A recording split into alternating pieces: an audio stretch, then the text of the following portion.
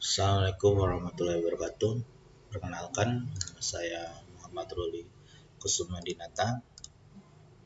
Di sini saya mengampu mata kuliah Pendidikan Pancasila.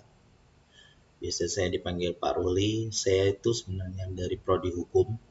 Kalau kalian mau mencari saya, itu ada di Prodi Hukum.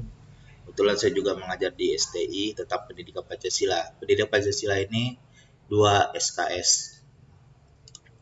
Nah, kontrak pembelajaran kita mahasiswa boleh mengikuti mata kuliah ini terdaftar sebagai mahasiswa Universitas Muhammadiyah Katomi, tidak terganggu ingatannya, maksudnya gila. Yang gila nggak boleh masuk perkuliahan mata kuliah ini, itu harus dipahami. Masuk kuliah ini karena kita daring tidak berlaku lagi, kalian juga boleh makan.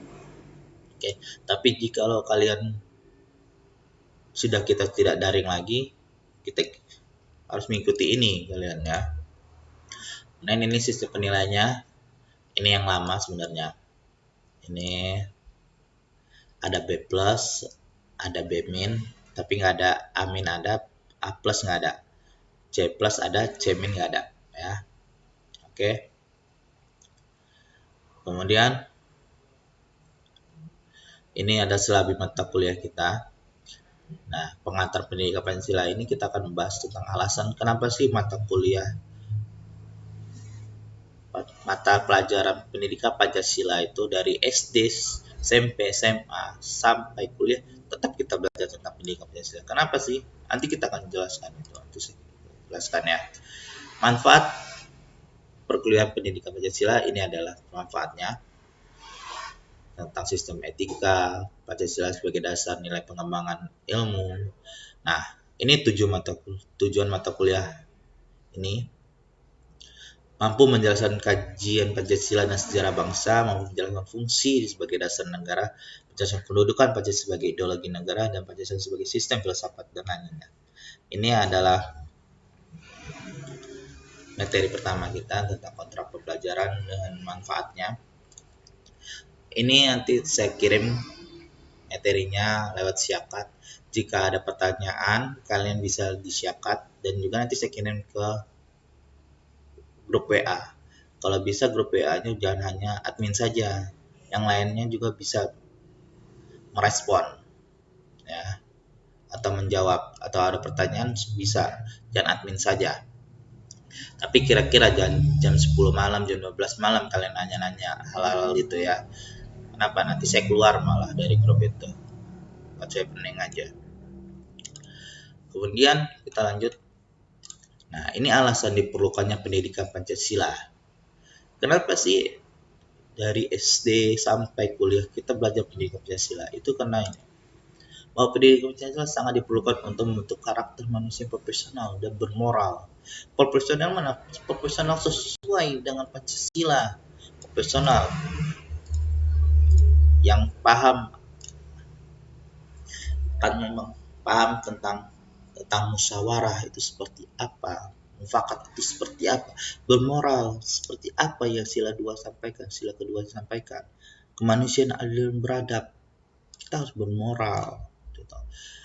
Hal tersebut dikarenakan perubahan filtrasi budaya asing bertubi-tubi mendatangi masyarakat Indonesia bukan hanya terjadi dalam masalah pengetahuan teknologi, melainkan juga sebagai aliran. Nah, jadi Pancasila ini sebagai filter. Kenapa sampai SD sampai kuliah tetap diajarkan Pancasila? Supaya Pancasila tertanam di dalam diri kalian. Jadi kalian bisa memfilter diri kalian sendiri. Nah, itu manfaat dari Pancasila, itu alasan kenapa diperlukannya. Nah, kedua dari hukumnya ini SK Dirjen Dikti ini.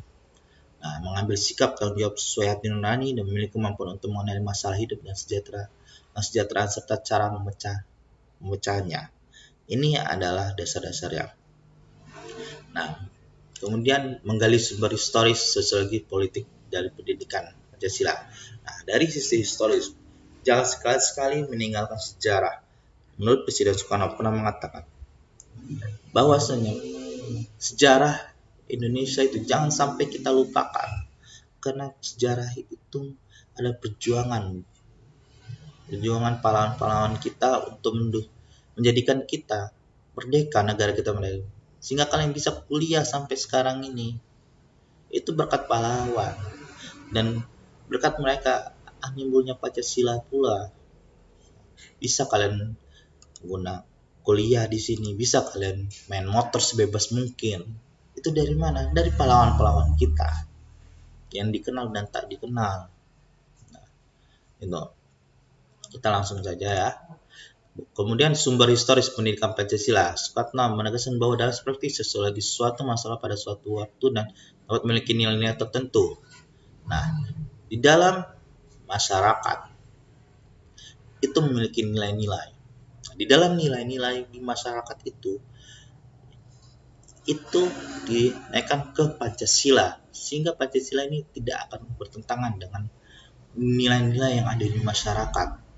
Nah, ini bangsa Indonesia berdasarkan pandangan hidup dalam masyarakat, berbangsa dan bernegara berbasis asas ketuhanan dimiliki melekat dan ini yang disampaikan oleh saya tadi menurut Kellen, bahwasannya Pancasila itu tidak akan bertentangan sekali sama dengan nilai-nilai yang ada di masyarakat.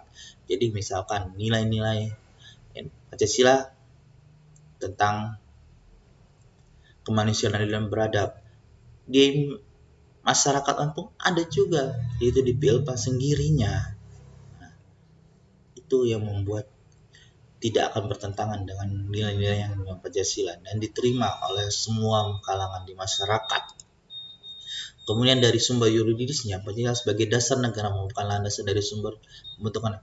Jadi segala hukum yang ada di masyarakat, yang ada di negara ini, itu semua harus terpaku di dalam Pancasila ini. Tidak boleh bertentangan dengan Pancasila. Karena Pancasila adalah sumber dari hukum itu.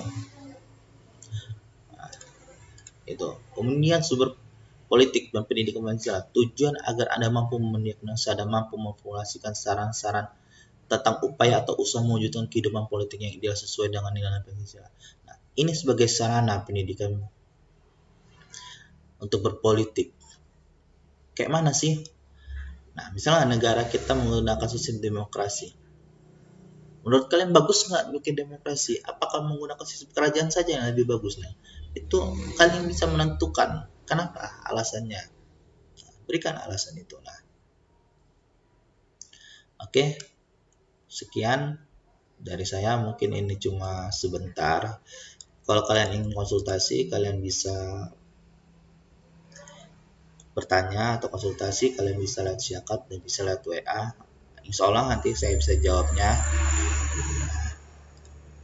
Sekian dari saya. Terima kasih. Assalamualaikum warahmatullahi wabarakatuh.